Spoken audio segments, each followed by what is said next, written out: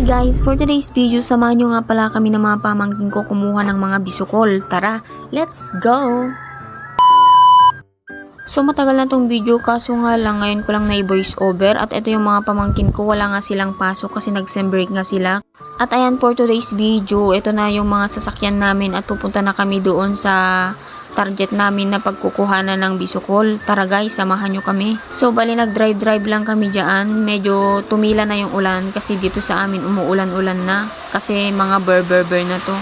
Kats masarap din kumuha ng mga bisukol kasi masarap yung sabaw niya. At gustong gusto ng mga bata kaya sila nagyayang kumuha para makatikim daw sila ng bisukol. Kasi dun sa amin sa Tagat, makakatikim ka lang siguro nun kapag may magbibigay o tsaka magbebenta. Kasi dito naman sa amin, hindi naman to binebenta. May mga nagbebenta din kaso mas marami yung kumukuha kasi mas maraming pakay dito. Meron din naman dun sa Tagat kaso nga lang medyo malayo yung pagkukuhanan. Kaya pupunta yung mga bata dito dahil kukuha sila. At ito yung kagandahan dito sa probinsya guys. Kung marunong kang kumuha ng mga isda, kung marunong kang kumuha ng mga ulam-ulam na sa tabi-tabi lang, libreng-libre.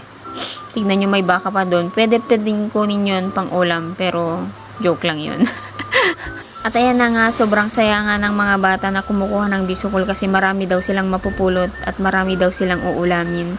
Yung mga babaeng mga yan, sobrang gustong-gusto nila ng mga bisukol. Hindi sila maarte sa mga ulam na ganyan. Kasi nasanay na sila. At ito pa nga yung si Dagol, si Owen. Pinapakuha ko nga siya para ma-experience naman niya kahit papano.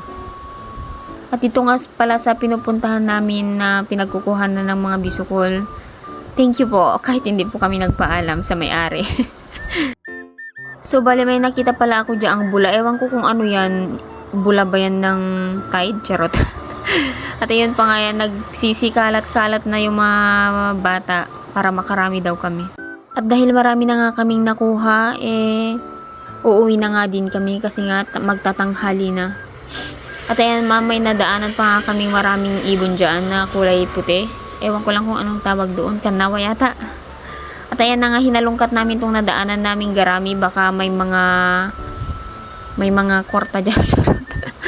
May mga anong tawag doon? Oo. At ito nga, may kali doon sa may pinuntahan namin doon sa Waka. Malinis naman yan guys. May nakita kami dyan ang agurong. At ito nga, syempre kapag maraming ulam talaga, kukunin mo yan. Lalo na kapag tag-ulan, masarap yung mga ganyan. Yan yung tinatawag naming barangbang. Masarap yung idengdeng o kaya isalad. Para sa akin mas masarap yung dinengdeng.